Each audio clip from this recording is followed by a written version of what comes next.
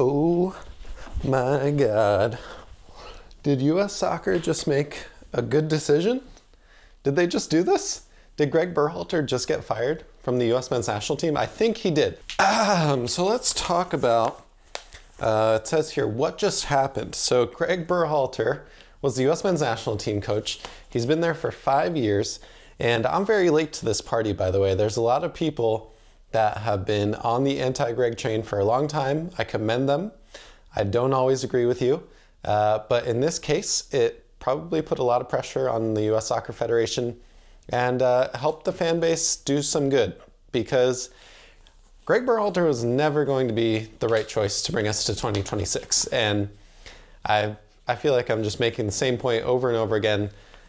Generally, I'm an optimist. I like to see, the benefit of giving people time, but it took me a long time to come around to thinking that Greg Berhalter shouldn't be the coach of the US men's national team. That's on me. But to all of you who have been on the fire Greg train while still being a rational human being, great job. We did it, but really you did it. So take pride in that. Now it's time though, because the US Soccer Federation did do something great with this decision, I think. I think this was a really good decision.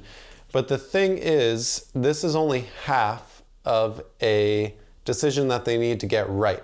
So in order to get everything right for the 2026 World Cup, which is coming up very soon for the US, we saw how quickly Copa America came. We saw how quickly the 2022 World Cup came for the US. This is a critical, the most critical hire we've ever made, more than rehiring Greg. The fact is that they've fired Greg. That's one half of the case that needs to be closed now. Because if they don't get this right on who to hire, it's pretty much null and void of making this decision.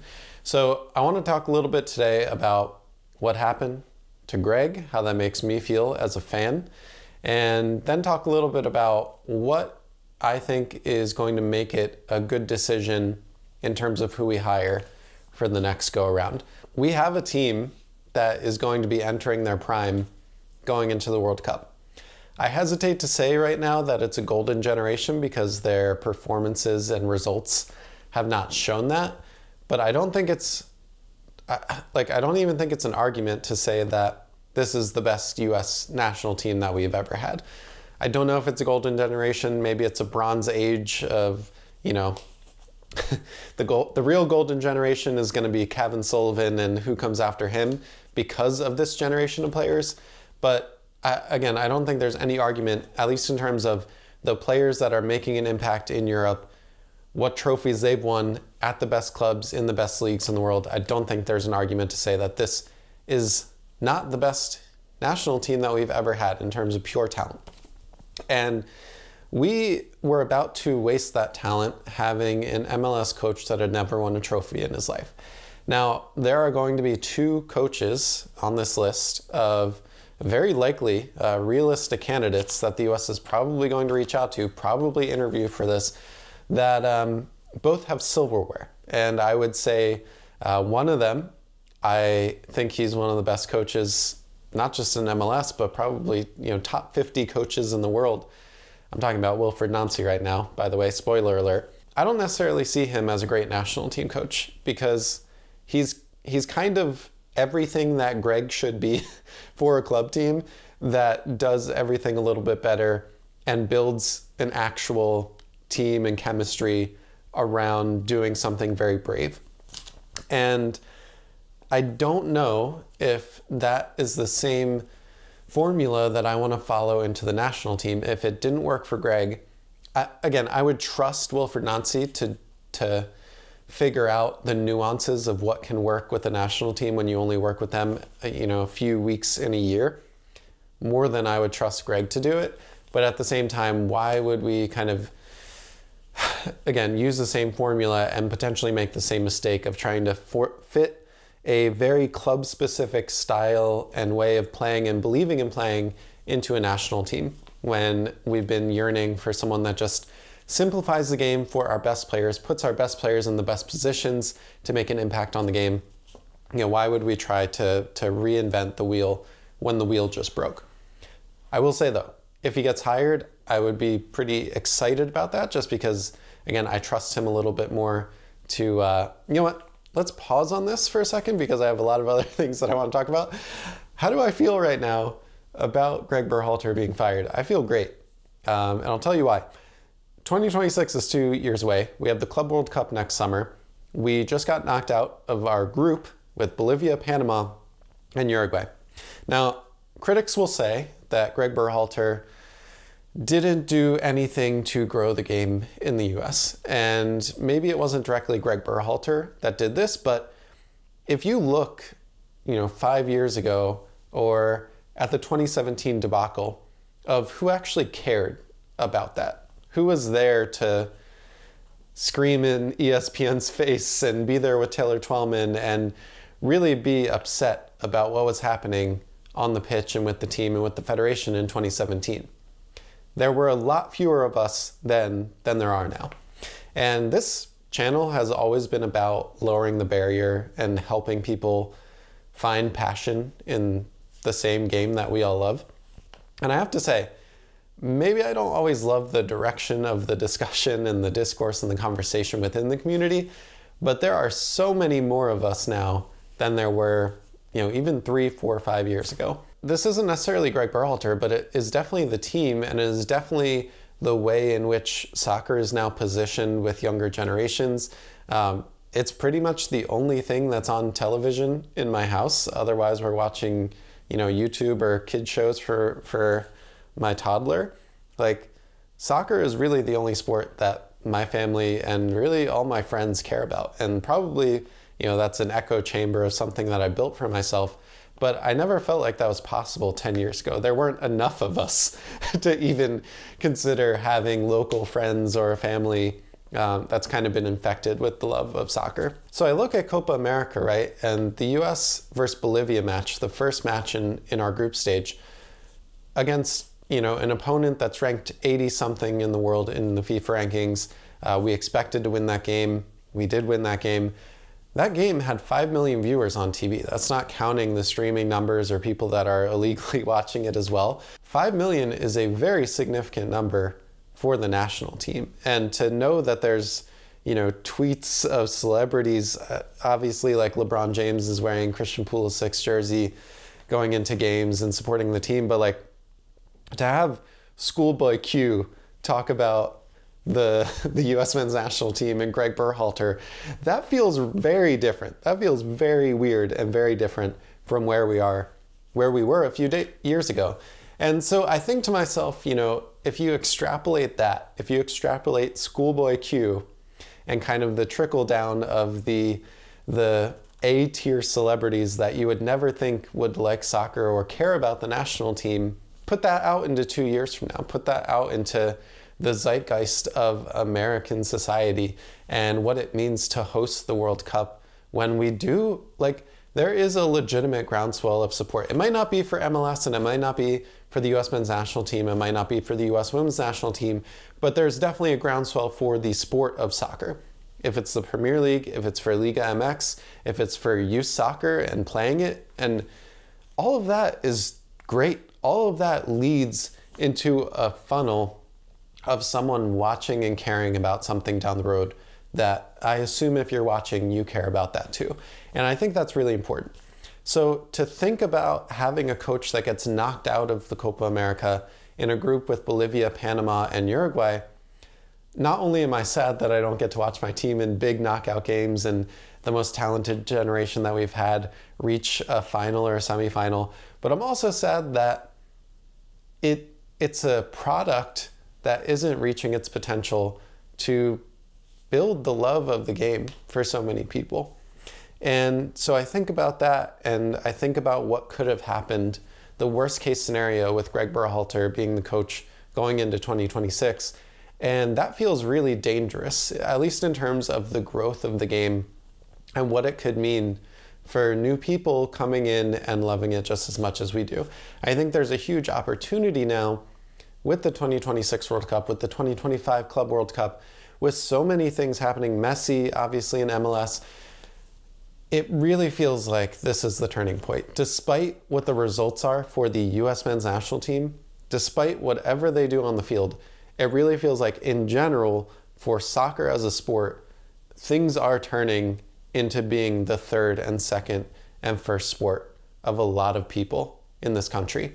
And it has always been on the periphery of that, but it feels real now. And I think that's why it's so important. This statement from US Soccer is just half the battle, because firing Greg Berhalter is the right decision, but in order to really collect on this and really use this to your advantage going into the World Cup in 2026, you need to get two decisions right. They've gotten one right. They've fired Greg Berhalter, but there's a second component where if you hire someone that has never won anything, doesn't have a winning pedigree, doesn't know how to turn that into a winning pedigree and results in the international stage, then we're kind of right back where we started. And it's going to be at a tremendous loss for the growth of the sport in this country.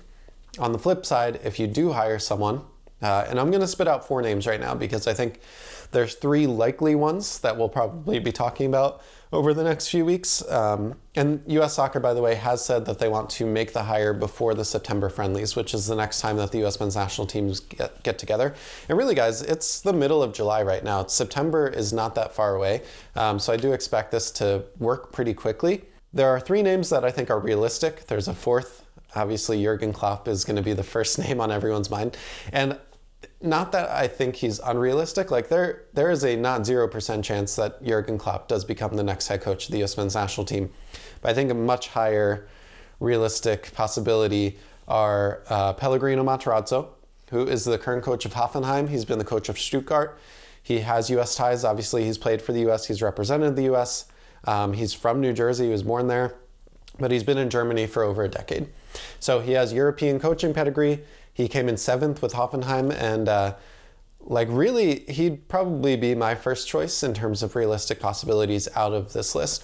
The second is Wilfried Nancy, which I kind of covered already, but I see him as the the actual, what Greg Berhalter wants himself to be. That's who Wilfried Nancy is. Like when Greg Berhalter sits confidently in a press conference and says, we want to disorganize the other team with the ball. We want to change the way that people feel about our team and about our community. Wilfried Nancy has actually done that, and has actually done that while winning trophies.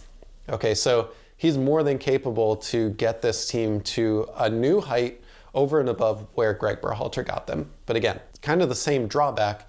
You're using a coach who is renowned for drilling his club, having an identity that is built on days and hours worked with his team and building that team and that chemistry.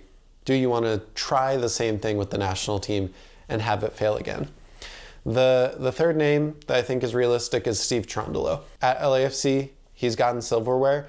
I think a lot of the criticism that will come with Steven Cherundolo is that he's only been a coach of senior teams for a few years, and he's not really a great tactician. His substitutions have been criticized heavily before, and fans of LAFC will kind of point to his coaching staff as the ones that are the successful ones, the ones that are kind of building the team. And also, LAFC has one of the biggest budgets in MLS. There is a direct correlation between money spent, transfer spent, salary, and the place that you end up in the table. So from that respect, like Steve Cherundolo, how much can you judge his ability to coach a team and get results versus how much support and lift does he have? Now, he's got trophies. He's got trophies in the cabinet. He obviously has deep American ties. He's before he was a coach, he was probably one of my favorite players in that kind of early 2000s, mid 2010s era. He's one of the most storied players in Europe that has played for the US. He built his coaching pedigree in Germany as well. So I think Steven Cherundolo would be an upgrade from Greg Berhalter. And really, guys, Greg Berhalter, the bar was kind of low in terms of coaching pedigree.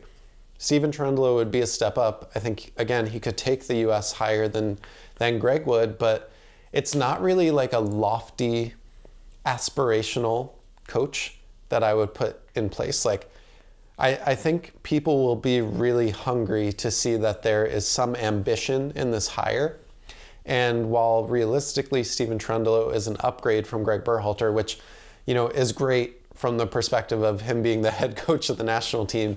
But at the same time, I think the other three, being Wilfried Nancy, Pellegrino Matarazzo, or Jurgen Klopp, are kind of a level and a tier above Steven Cherundolo. Jurgen Klopp, I think we have to talk about him. He doesn't want to coach a club team right now.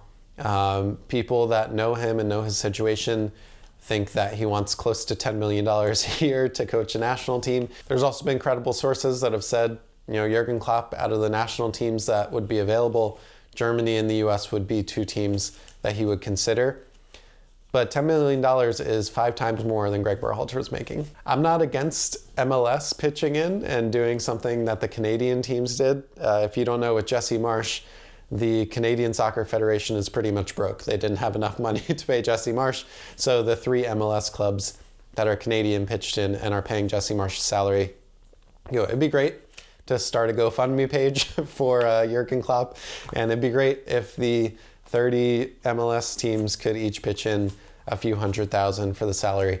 That would be amazing, and would kind of be, if we had Messi in Inter Miami and MLS crushing it, winning the Ballon d'Or, and then we had Jurgen Klopp come in after that and be the next step for American soccer, just imagine what that would do. But that is such a pie in the sky. Like, I want to be excited about it because, again, it's not a 0% possibility. It's greater than 0%.